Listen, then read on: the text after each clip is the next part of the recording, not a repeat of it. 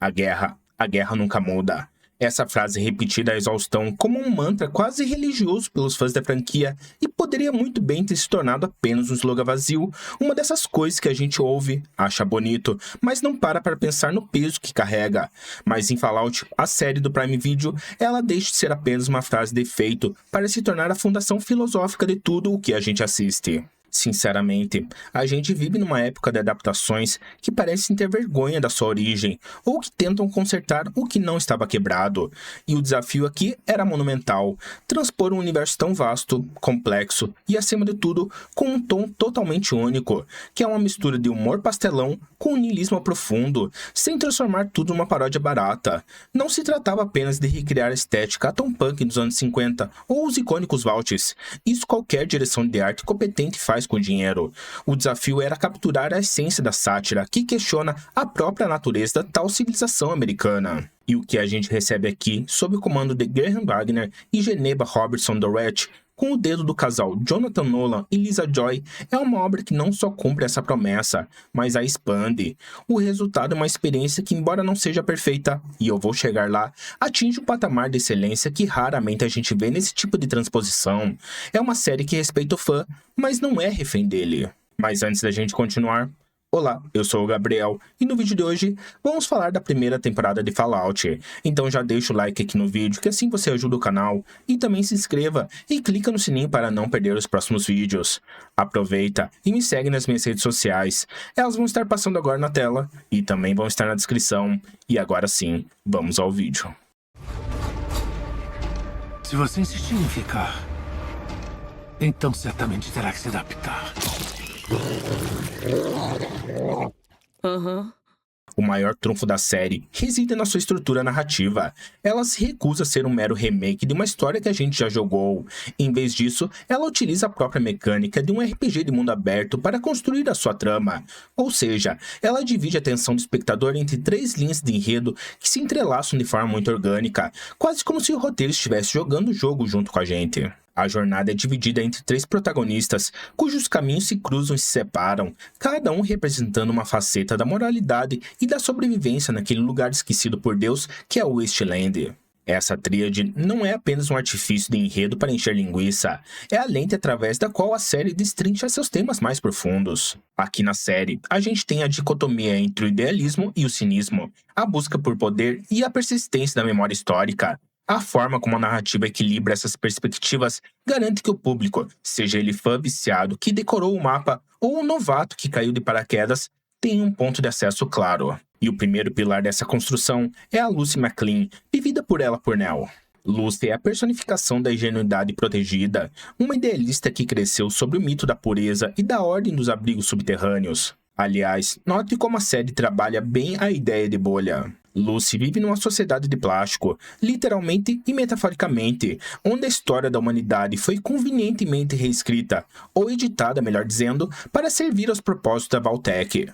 A sua saída forçada para a superfície em busca do pai, o Hank McLean, é o motor da narrativa. Claro, mas é também o nosso ponto de vista. A série utiliza a jornada de Lucy como um rito de passagem. Ela é o peixe fora da água, armada apenas com a sua regra de ouro, de reciprocidade e um otimismo que beira o patológico. E aqui entra um ponto interessante. A performance da Ella Purnell é fundamental porque ela precisa transitar entre uma figura quase cômica e ridícula pela sua inocência para uma sobrevivente durona. A beleza trágica do arco dela reside na perda gradual dessa moralidade intocada. A cada ato de violência que ela comete, e vemos que sim, ela comete, ou testemunha, a série nos força a questionar qual é o custo da sobrevivência. A série faz uma pergunta: se é possível manter a civilidade num mundo onde a civilidade é apenas uma memória pré-guerra?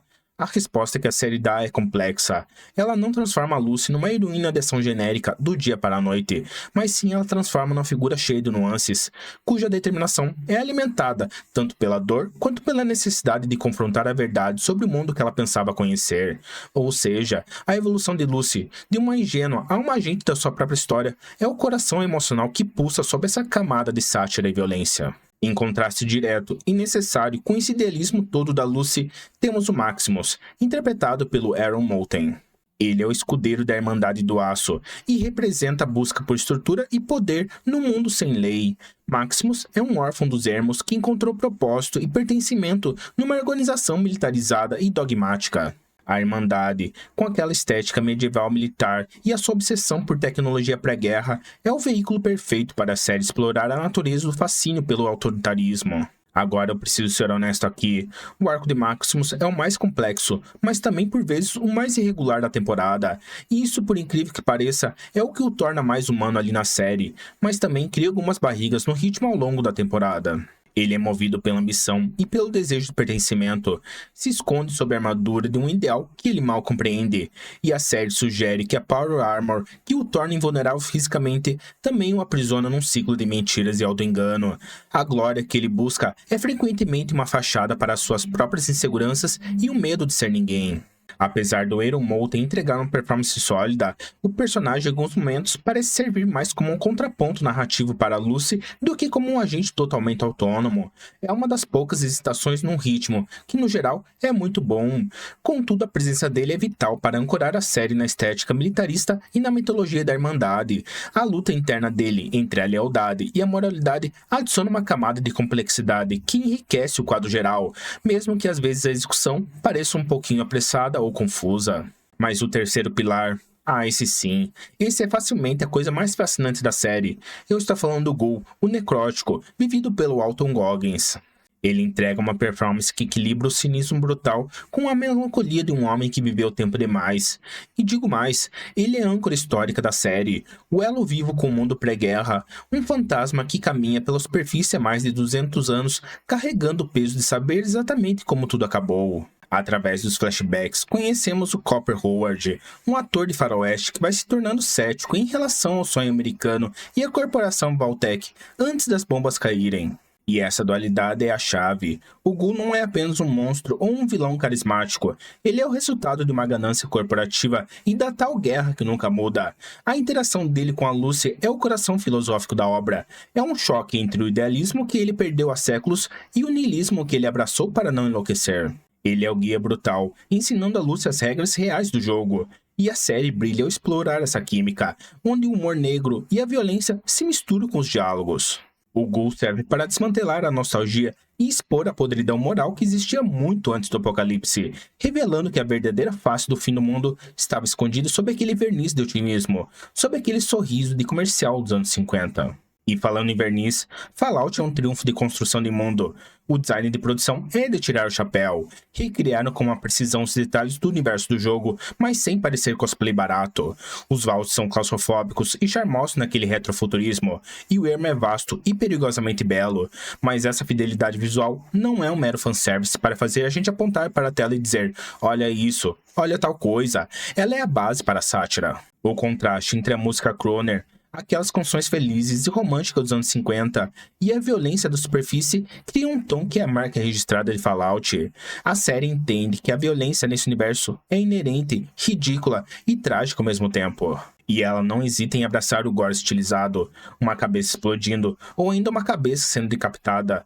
Tudo isso são tratados com uma leveza que sublinha a desumanização. A atenção aos detalhes demonstra o respeito profundo pelo material. No entanto, a série transcende a mera recriação estética ao aprofundar a sátira social que sempre foi o cerne da franquia. E aqui vem o soco no estômago. O grande ponto de virada da temporada não é encontrar um chip de água ou encontrar o seu filho sequestrado, mas sim a revelação da verdade por trás do apocalipse. A série confirma o que muitos fãs já suspeitavam. A guerra nuclear não foi apenas um acidente geopolítico ou uma falha de comunicações entre nações, mas sim um grande plano de negócios. A cena da reunião pré-guerra, onde executivos da Vault-Tec e de outras corporações discutem a possibilidade de iniciar o apocalipse para garantir o monopólio da sobrevivência. E essa é talvez a revelação mais impactante de toda a franquia. Ela recontextualiza toda a mitologia, transformando a tragédia em uma distopia corporativa friamente calculada. Veja você, essa subversão é o que eleva a série a um patamar de crítica social relevante para o nosso agora. O verdadeiro inimigo não é a radiação, não são os monstros mutantes, nem sequer os bandidos. O inimigo é a ganância e a natureza humana.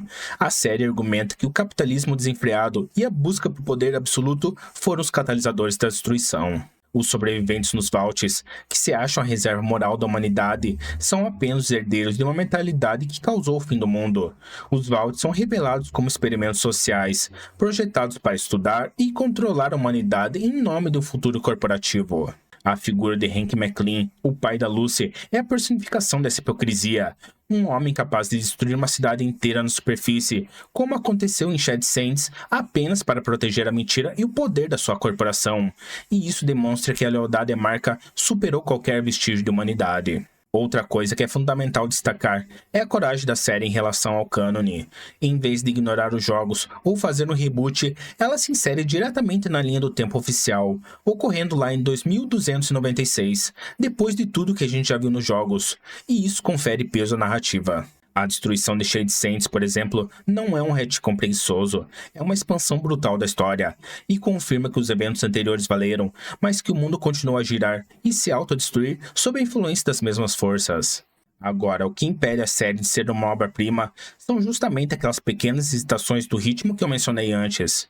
O arco da Irmandade do Aço às vezes se arrasta, e a resolução de alguns conflitos ali parece apressada em comparação com a complexidade da jornada da Lucy e do Ghoul. Além disso, a série, na sua ânsia de estabelecer o lore e explicar a piada, por vezes sacrifica a sutileza em favor da exposição direta, especialmente nas cenas finais. Dá aquela sensação de que o roteiro parou para dar uma aula, sabe? Mas assim, sendo bem justo, esses são deslizes menores num panorama geral de um sucesso retumbante. No final das contas, Fallout é um efeito notável. Ela consegue ser brutalmente engraçada, profundamente trágica e surpreendentemente filosófica. Ela nos lembra que o pós-apocalipse não é apenas sobre estocar comida e munição, mas sobre o que resta da humanidade quando todas as estruturas sociais, essas que a gente finge que são sólidas, desmoronam. A jornada da Lucy, a memória amarga do Ghoul e a busca equivocada do Maximus se unem para formar um mosaico que reflete a máxima da franquia.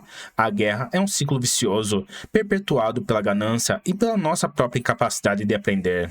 E a série termina com uma promessa e uma ameaça, com o Hank fugindo em direção a New Vegas. Isso não é apenas um cliffhanger para garantir a segunda temporada, é a confirmação de que a série tem um plano ambicioso. A primeira temporada de Fallout não é apenas uma boa adaptação de um jogo, é uma excelente série de televisão que sustenta por mérito próprio. Ela prova que a fidelidade reside na alma que já vem dos jogos, e não na repetição de enredos. É uma viagem ao Wasteland que vale cada segundo, um lembrete de que no fim das contas, o maior monstro do apocalipse sempre foi o homem, e que a história, por mais que a gente tente enterrá-la num buraco fundo, sempre encontra uma maneira de voltar para nos assombrar.